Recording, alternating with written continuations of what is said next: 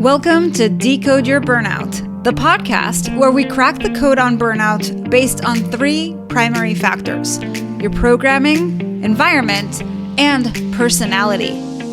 We also feature experts who debunk the myths about what it takes to be successful in their industry and spin those tips to fit the workplace so you can optimize the way you work. I'm your host, Dr. Sharon Grossman, a psychologist turned coach, author, and burnout expert. If you're burned out and want to go from exhausted to extraordinary, book a free breakthrough session with me by going to bookachatwithsharon.com.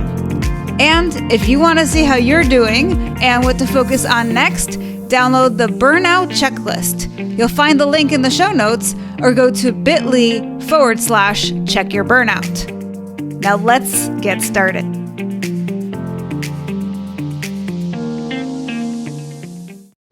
Hello, Decode Your Burnout fans, and welcome to another episode with me, Dr. Sharon Grossman. And today I am joined by Dave Lukas.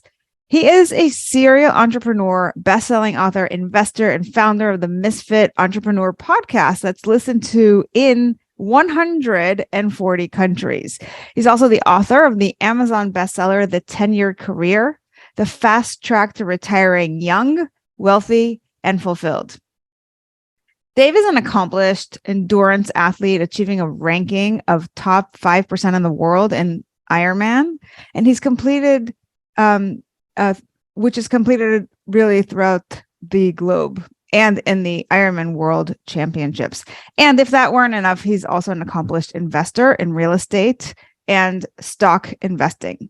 Now, through his 12-minute trading system, Dave's mentored, educated, and trained thousands of students worldwide on how to create income from the stock market. And he's here today to share how you can do the same, how you can build your wealth in 12 minutes a day, which is really important, especially if you are somebody who is only staying in your job, even though you're miserable, because you don't have that added stream of income. So this is going to be really juicy. So Dave, welcome to the show. Sharon, it's a pleasure to be on. It's a pleasure to be on with everybody out in the audience as well, too. Yeah. So I'm excited to have you for a number of reasons, but, I had the pleasure of speaking on your podcast, and I thought it'd be really cool to have you come on and share a little bit. I mean, you've done so many things, and I know that some of the people listening to my show are also serial entrepreneurs. They are high achievers. They are people who are go-getters. And, along with that territory, as we say, often comes burnout because there's a lot of pressure and stress. And so I'd love to hear, first of all, if you have a burnout story, if you've experienced it yourself, or if not, what's allowed you to kind of sidetrack that? Oh, gee, which time of burnout should we talk about? So, over the years, I've built a number of different companies, right? So everything from large software companies and sold them all the way through to, real estate holding companies, investing companies, funds, and different things. And so I think everybody realizes if you're an entrepreneur and you've been in the game for a while, you're going to reach periods where you just have too much on your plate. It's the nature of entrepreneurship. It's the nature of building something, especially in the earlier stages. It's kind of a rite of passage you kind of have to go through, and you have to deal with where you've got multiple jobs on your plate at any one time. And if you run multiple businesses, obviously it compounds, right? So there's been a lot of times where I've just been burned out. In fact, after selling my last business, the software company, we'd built that to do business in about 60 countries. I took a year off. I just had to take a year off before kind of getting into anything else. And that was actually really good. I was able to kind of work on myself a little bit, spend a lot more time on my Ironman pursuits and my health and that sort of thing. And then, started back into some of the other things that I do now. And so, for me, I learned to realize when I'm recognizing those periods and getting to where I'm burned out and have gotten to a point where I can hold up my hands and say, okay, I need a break, or I need to stop, or I need to invest in this area And yes, maybe it takes away from some of the profitability or something for a business that I'm growing, but it's needed to keep things going because you have to build a business eventually to replace yourself. And the only way to get there is you got to be able to stay in the game, right?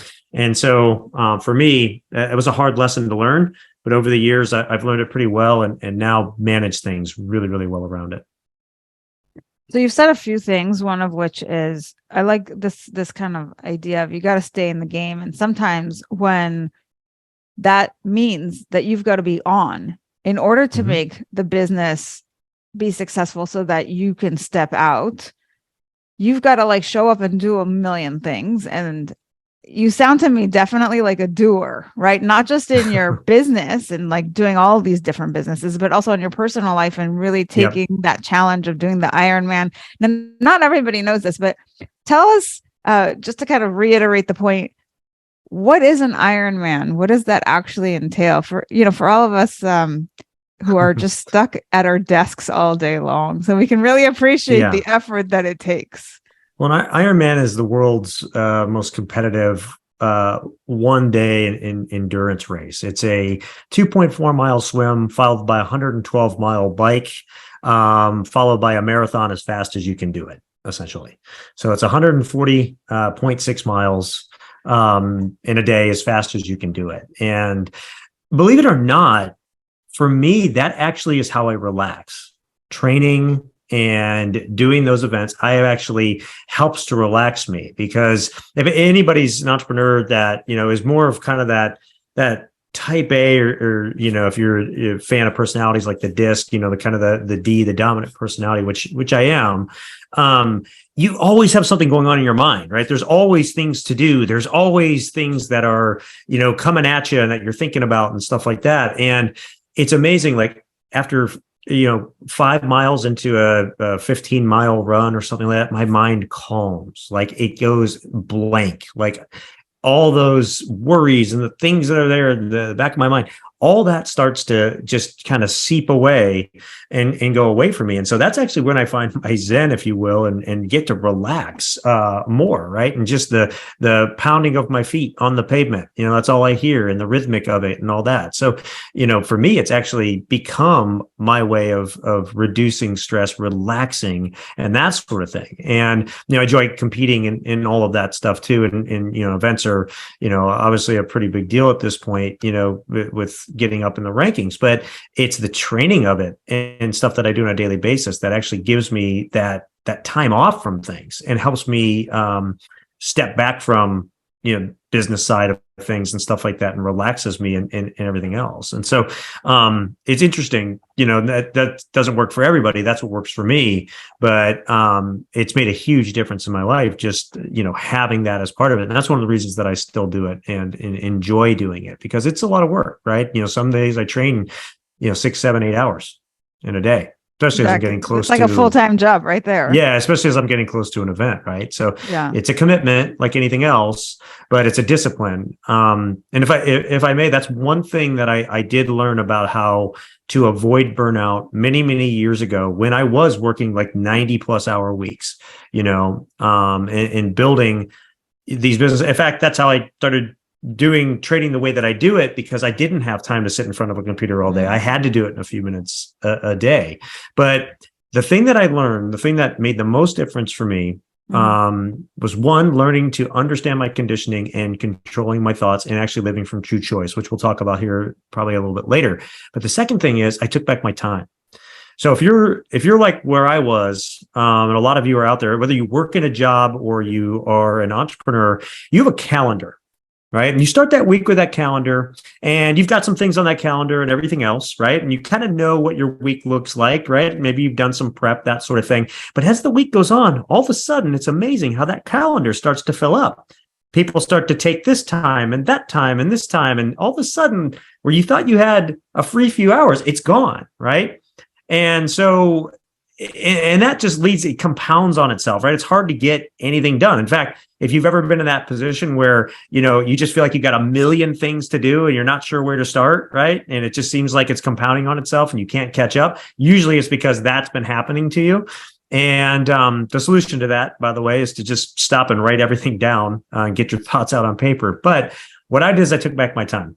So I actually took that calendar and I started blocking out training time, like for Ironman, and time for me, time for lunch, time for family, and took all these things and all these time periods on the calendar and basically said, these are off limits. What's left is what other people get to have from me.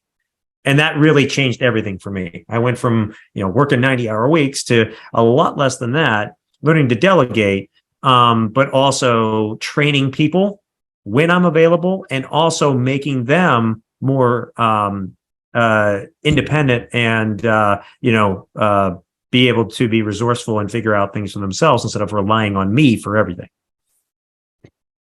There's just, we gotta rewind because there's just like a lot that you just said. And I want to go back to the beginning, which is how you started doing these trainings. And even though you're a doer and you're somebody who, was working many, many hours, the movement is what allowed you to relax.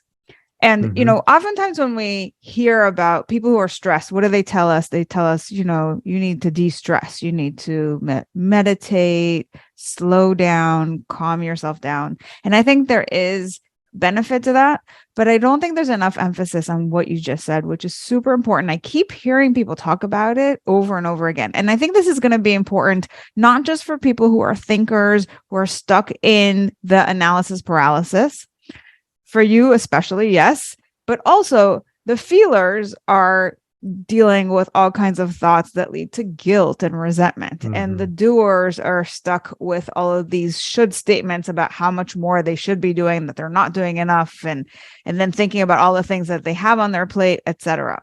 So I think regardless of what your type is, you need to find a way to shift out of thinking mode. And oftentimes when we focus on our bodies and moving our bodies in any shape, in any kind of way, whether it's sports, whether it's dance, whether it's yoga, whatever works for you, what I hear over and over again is people saying that when I do that, that's the only time that I'm not in my head, right? Because we got to focus on what we're doing in terms of the movement, and your brain can't be in two places at one time. So that's actually a really important strategy for people who are stuck in that constant stress that comes from the mind. There's a lot of science actually behind what exercise does for your brain and for your body and the oxygenation that you get and everything else. In fact, I break my day up to where most days I have 2 training sessions a day, hour and a half at least. Wow. Right. So I actually break my day up because I've learned when I'm at my best and when I'm, not as effective. And so I place those training sessions around that so that like I typically train my first session in the morning. Then I've got what I call kind of my magic period for a couple hours where I'm really focused because I'm really awake, oxygenated, blood's flowing. And so that 2-hour block is really where I'm most productive. And so I spend, I probably knock out most of my to-do list for the day during that time. And then you can only go so long, right? You've heard the law of diminishing returns, right? Yes. So, if you spend 6 hours in a chair, by the time you get towards the, 3rd or 4th or 5th hour doing stuff, you're just not as good, right? Because you need a break. And so then I take a break and I typically, that's when I do my next training session. And that wakes me up for like into the afternoon where I need to be productive. Maybe I've got meetings, different things, a podcast, stuff like that. And so for me, that's kind of how I've learned to, again, manage me and, keep myself on my game throughout the day instead of having those ups and downs that a lot of people have, like the doldrums that people get after they eat lunch and stuff like that. I don't experience that sort of thing because I kind of set things up so that I don't have to. But when I am working and when I do work, I am highly concentrated and no distractions and, very, very disciplined to get those things done that I need to get done.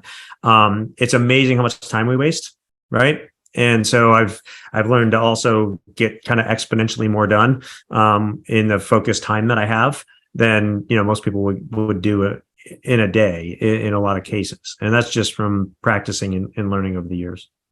Well, this is what I appreciate about you, Dave, is I think a lot of people know that these strategies are out there because we've all read books and we've read blogs and we've Googled things and we've heard other people talk about it.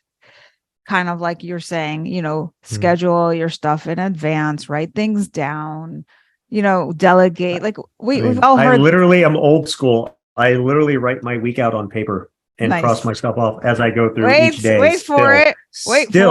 There you go. See, still it, and that there's a lot of science behind that too. When you transfer your thought from the brain to what you have to do and write that down, you actually, it helps you to be more effective because like, even if you've heard like at the end of your day, just writing down like the things you have to do tomorrow, while you sleep, your brain, your subconscious goes to work on those things, solutioning for them and stuff so that you can hit the ground running when you wake up. So a lot of people, if you don't do that, you kind of wake up and it's kind of like aimless, like, what am I supposed to do? And then like you kind of get it going and then you pick something and do it. It's a lot different that if you know, hey, look, here are the 8 things I got to get done today.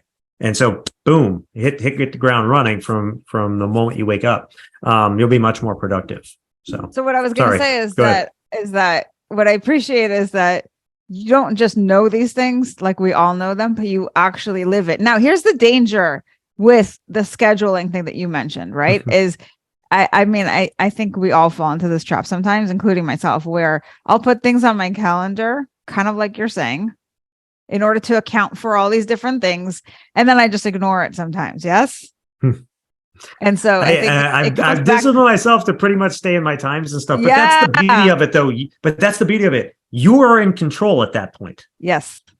So you take responsibility. It's not so much now things are happening to me or that person stole my time or that, because you're in control now. So you got to take responsibility for it at that point. 100%. So if you don't do what you're supposed to do during a time, okay, that's your choice, but you take responsibility for that, right? Absolutely. So, yeah. Yeah. So I think it's not enough to just put it on your calendar, but you actually have to follow through on the things that are on your calendar. That is true. So with that, we talked about movement. We talked about taking your time back. I love how when you were super busy working 90 hours a week, you were like, wait, it's not enough for me to work really hard and be successful. I also need to have an additional stream of income. I'm super busy. Who the hell has the time? So I'm going to figure out how to do this in 12 minutes or less. Yeah. So I'll kind of set this up for you. So as I was talking about, I was working extremely hard, but I was building businesses and I was having some success. So I was throwing off extra cash and so I needed to do something with it to grow it, right? We all want to build wealth in some way. And so for me, I actually started originally in real estate and started buying and holding real estate and still do to this day and everything. But you don't want all your eggs in one basket. So there were some things that I really liked about real estate and some principles that I had figured out and learned on how to find great property and stuff. And so I said, I wonder if I can take some of that to the stock market. And so I started investigating, doing that. I started, taking, my money and investing it in the traditional ways that people are taught to do, buy stocks and all that type of stuff.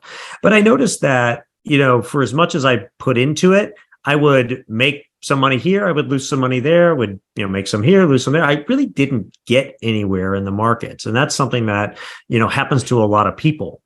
And I do, the one thing I had to unlearn, and we kind of alluded to it a few minutes ago, is that I come from the Midwest. We've got that Midwest mentality that you work really long and hard hours to get to success, right? And you've got to do it. Well, I think in today's age that's just not true anymore, right? And I mean, there's people that make millions of dollars just by having a TikTok channel, right? So it's a completely different world that we've come to. And I know people that work very, very, very hard and do great work, but they don't make more than 50 grand a year, right? Mm-hmm. And so it's not enough to work hard. You have to work very smart, but you have to be working on the right things. You have to have leverage in what you do. And so that's one of the things that was one of my first epiphanies about the stock market, is that there's tremendous leverage in the stock market if you know how to find it and what you're doing. And so one of the first things that I realized was, after buying for a while, if you buy a stock how do you make money? And it's not a trick question. The stock has to go up, or the mutual fund, or whatever that is, right? And that's what people do. That's what people are taught to do. That's what every marketing, commercial tells you to do: buy and hold and that sort of stuff, right? And there's some truth to the buy and hold over, a long, long time, until you get to a 2022, like we just saw, where the market loses 30% of its value. And then all of a sudden you're back to square one from all the returns that you had, right? Mm-hmm. And so the thing that I realized is that if you buy, you have a 33% chance of winning, because the stock can go up, it can go down, or it can stay the same. And when I thought about that, the odds at a blackjack table in a casino are 46.36%. You're literally better off going to a blackjack table in Vegas from an odds perspective, right? Mm-hmm. And so as I thought about that, I said, well, geez, if the odds are so stacked against you, as a buyer, who's on the other side of that has the 67% chance of winning? Because that's who I want to be, and that's the seller. And so I started looking at, like, okay, well, how do I be a seller, right? Well, there's some traditional ways. I can take a company to market on the stock exchange, an IPO, which I wasn't doing anytime soon back then. I could be an accredited investor and get in on an IPO, which back then I wasn't yet. And so I started to look at, and there's actually some specific types of trades in the market that you can do where you can actually be the seller and not have to be accredited or be on an IPO and stuff. And so I started investigating those. And then I started looking at, okay, well, how do I do this in the least amount of time and put the odds most in my favor? And so over the years, I've been doing this about 20 years now. And it started out with me just kind of figuring this stuff out. And then people learned what I was doing and asked me to teach them. And so I started basically a newsletter, and people subscribed to it. And, it grew from there to where, 12-minute trading is now kind of its own, animal with its, different services. And we've got trading rooms, and that people follow our traders in those rooms and stuff like that now. But the whole premise is built on selling and putting the odds in your favor. So nowadays, the trades that I do, have over a 90+% chance of winning. And so, wow. I've actually published my track record back to 2013 now. And so I've had about a 93% win rate for, since 2013, from a trade standpoint, and not a home run guy, base hits, right? So just base hit trades, just a little adding up to those home run like returns. And so that's where we get into some of those myths that you were talking about and stuff, because, a lot of people think that, there's, that you're going to go make $1 million in the stock market in the next week. And, that's happened a few times. There's a few unicorns that hit something right, but they also have a serious edge, and they typically have like an inside information and stuff, right? So what I do is I don't play in that mess. I don't try to predict where things are going to go. The way that I trade, I actually, don't really care which way the market goes. I win no matter which way it does. And I just take those base hits like water dripping on a rock consistently. And I do it in less than 12 minutes a day. And that was the other thing that I realized is, like, if I can just do this in just a few minutes a day, and I can still build my businesses, I can do the other things that I do, I can set things up, I don't have to worry about it. And, in that respect, I've learned to be really, really lazy. I want to do the least amount of work to make the most amount of money. And, I've learned to do that and teach others to do it now. So that's a little bit about the trading side of it. I mean, I think that just blew my mind. Right? Like, to think about that there's this other side of this equation that nobody's thinking about that gets you greater odds of winning. Like, is that really a thing? Yeah. So think about it. Do you want to be the house or the gambler? Right? Yeah. You want to be the house, because the house always wins over time. Right? Sometimes the gambler wins, but over time, the house always wins. Right? Sure. And so in the markets, we do, options selling strategies. So anybody who's any familiar with the markets may have heard of options before, but, we teach people how to sell them and to put the odds in their favor and then stack those odds. It's almost like Moneyball for trading. It's in a lot of ways, it's kind of boring, right? That's the other thing, is like, people think that, trading has all this excitement and all these type of things and stuff. And honestly, the best traders, it's really boring and methodical and just that consistent, like I said, like water dripping on a rock, and it just adds up over time. It continues to rack those wins up over time. And that's kind of what we do. I'm a cash flow guy. I always have been. Built all my businesses from scratch, cash flow businesses, never taken any investment, right? in that process and built them out of cash flow. So, building a cash flow stream is what I look for. And so that's what we do in the markets on a daily basis. So it's not like there's some magic holy grail that you have to know in order to be able to trade. Like, you actually teach people how to do it in a very methodical way where there's less ups and downs and more, as you said, like 93% chance of actually making money. Yeah, I mean, I guess that, let's call that myth one, right? There's this magic holy grail for success in the markets that everybody's chasing. And in reality, the holy grail is between your ears. That's the closest thing to holy grail you're going to get. I think the issue with trading and investing is it's very emotional.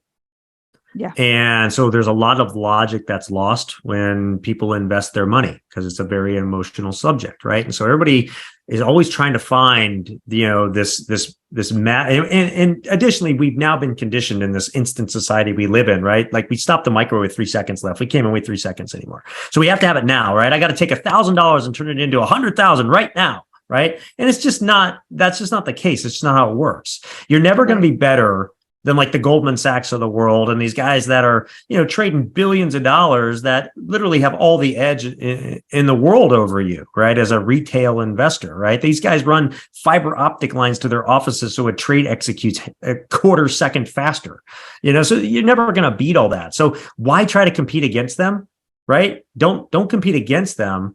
Play where they're not, right? And that's what I kind of figure out is to play where they're not. So, like, for example, a trade that we do a lot of, like weekly and monthly basis and everything else, is a trade where we basically say, okay, look, the market's been in this range for some time, right? So it's going up and down like this. Over the last 6 months, it stayed in this range like this.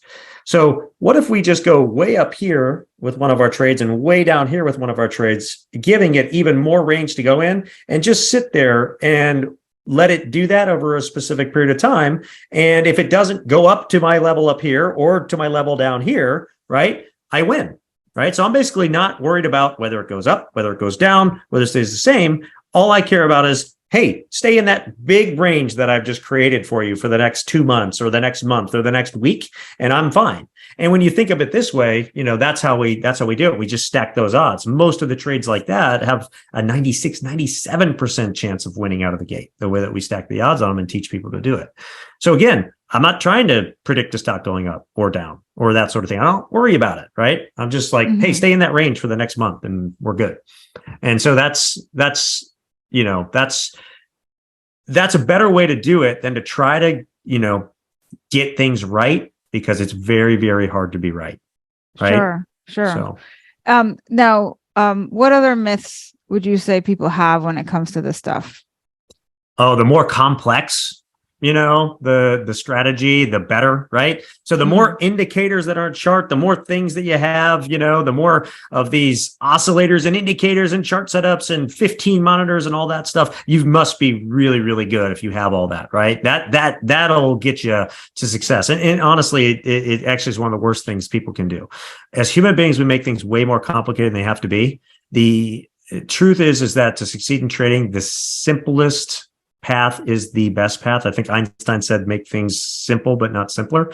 It's the same thing. I trade with 2 indicators in a chart, and that's all I use. I used to be the guy who was like, oh, I need 15 different things. But the problem is that they all contradict each other and you can't make a decision. This is coming from the guy who takes notes on paper. Yeah. Right. So, Keeping it simple. Right. So I learned, that you would have analysis paralysis. You can't make decisions when you have 5 things telling you one thing and 6 telling you another. It's really hard. So in the markets, if you are somebody who watches charts in the markets, the only thing that matters is what price is doing. And to a lot of people, that doesn't make sense. But when you've watched stock market movement for a long time, like I have and the other traders that we have, you start to understand how price moves and what it does over time, right? Price is going to run as far as it can in one direction. It's going to stop and turn around as far as it can in the next direction, right? So once you start to realize like the limitations of price and what stocks in markets do over time, it gets a lot easier to pattern it and stuff. And then again, it makes it really easy to bracket it, right? And do these type of trades. So the simpler that we make it, the easier it is. And then I would say the other myth is kind of where we started, right? The best way to make money is to just buy and hold. And it gets progressively harder to do that in today's world because we don't really have free markets anymore. I mean, look, every time the chairman of the Fed speaks, markets either have a massive rally or they lose a ton, right? The market is very much controlled by things like the Federal Reserve and their decisions. And a lot of the big brokerage houses, they now there's 0-day options that people trade. So there's a lot of things happening that make it very hard for it to truly function in the nature of supply and demand, like we learned in economics, right? There's a lot of different variables that are at play all the time. And so, buying and holding gets harder and harder because we have more frequent boom and bust cycles, right? So we have a boom one year, we have a crash the next year.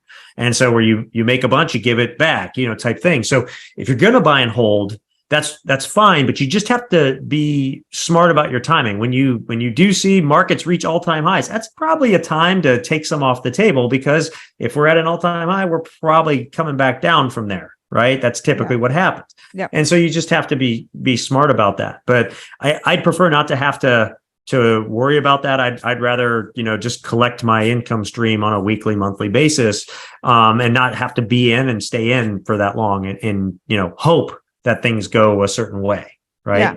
So you said work smarter, keep it simple, and play it safe. Sounds like some way to kind of wrap it up in terms of your strategy for success. And so I really appreciate you sharing this. Now, clearly you know what you're doing and you've got a track record. And even though you've shared these things, there might be people listening to this that are like, yeah, but I still don't feel confident in doing it myself. So I'm sure that some listeners are going to want to reach out to you because I think this is something that you can teach them, correct? Absolutely. So, I mean, we do, we have people all the time that have never traded these type of strategies. And so we provide a whole education for them when they become a member of our service. So it's like beginner, on up that we do. And we offer free trials of our different services as well. So, take a couple weeks, check it out and that sort of thing. And so it's the thing that, again, I have to go back to is that we, again, want everything now, right?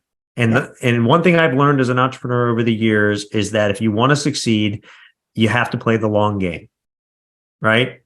And in trading, you've got to take the time to learn. In fact, I tell new students, paper trade for several months, because you can do that with trading platforms. They'll give you a free paper money account, like fake money, and you can trade just like you're trading and everything else, and learn strategies and that sort of thing without putting real money at play, right? Take the time to do that. You're learning a skill that you can use the rest of your life and pass on for generations to come.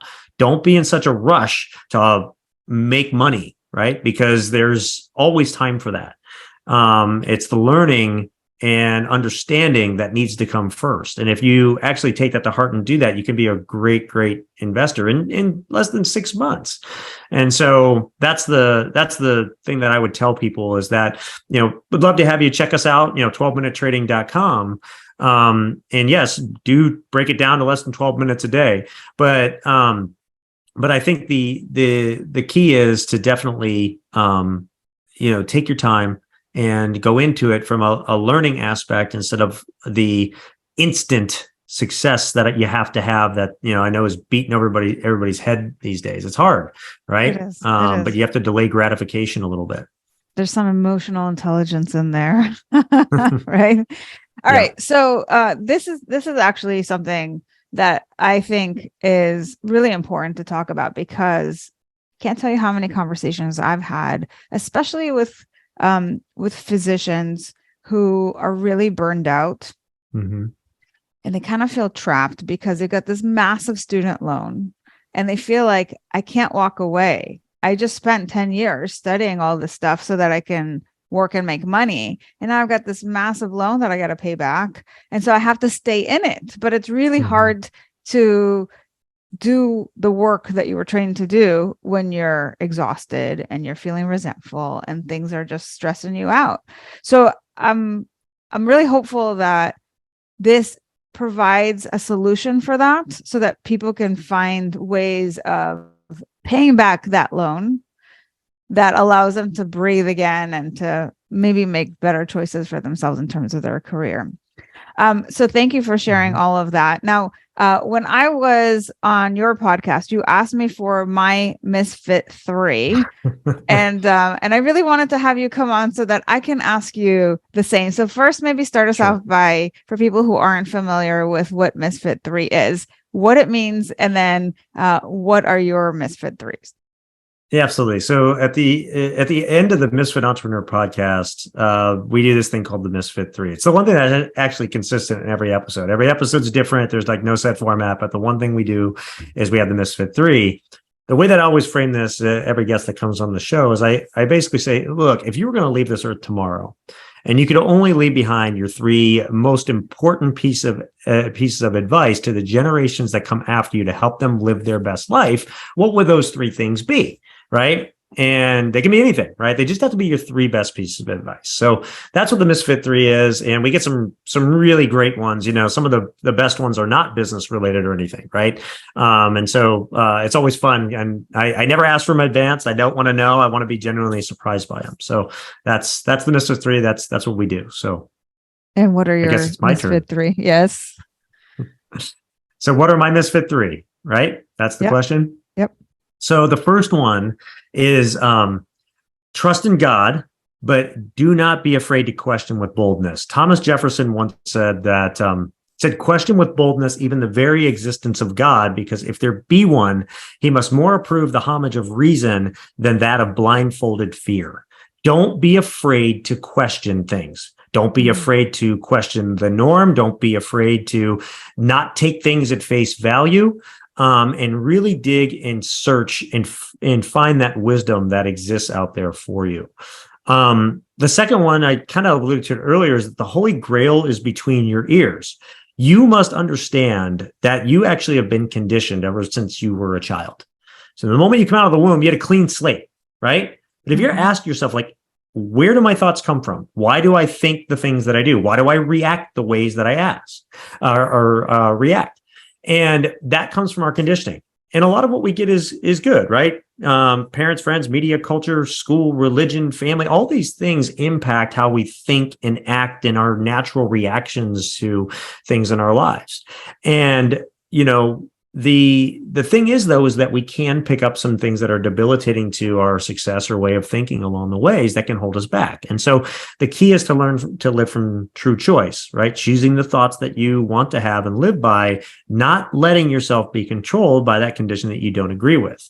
And, you know, to me, that's the ultimate in personal power. It's been stated in a ton of different ways by everybody from Napoleon Hill and Think and Grow Rich to Socrates, even back to passages from the Bible. And so, you know, take the time and really understand where your thoughts come from, why you think the way you do, why you react the way you do, and then start asking yourself, are these the thoughts I really want to have? Is this the way I want to really act in these situations? Or is there a better way for me? And then choose what that is and then start doing that, right? It's not easy. I'm never going to say it is. It's a lifelong process, but it will change everything for you if you start to do that.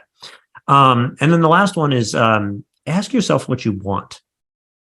Most people never do this. Most people don't get what they want because they don't know what they want. So what do you truly, deeply want out of your life, your relationships, your health, your wealth, and so on, right? Literally take several hours, start writing it all down, question it with boldness, go deep, second, third, fourth, fifth level if you need to. Your first answers are typically not the real ones. So don't be afraid to confront yourself and work through those things that you've been scared to overcome, maybe for many years. It will be the breakthrough of your life. So find out what you truly want. So those are my 3. Fantastic. And I think if there was one word that kind of ties everything that you've said together, it's that you're just an inquisitive person. You really like to think for yourself and go within to find the wisdom. And so that's a beautiful thing. Dave, I want to thank you. As my friend Ed Rush, who's he was actually like, if you know Maverick and Top Gun, this guy was like the real life Top Gun, Maverick. He trained all the fighter pilots and everything. He says, don't be a hive-minded lemming. Don't follow everybody over the cliff. Right. Don't go with the herd everywhere they go. Follow your own path. Beautifully said. Dave, I want to thank you for coming on the show. It's been really great just hearing your philosophy and learning some of your strategies. And hopefully that's inspired our listeners to take some action. Now, for all of you thinkers out there, what did you think of the show? If you are a feeler, how did hearing this make you feel? And for all of you doers, what are you going to do based on what you've heard? Now, regardless of what your personality code is, my goal is to spread the word that burnout is a unique experience. And by decoding it, you can find solutions that are equally unique to you.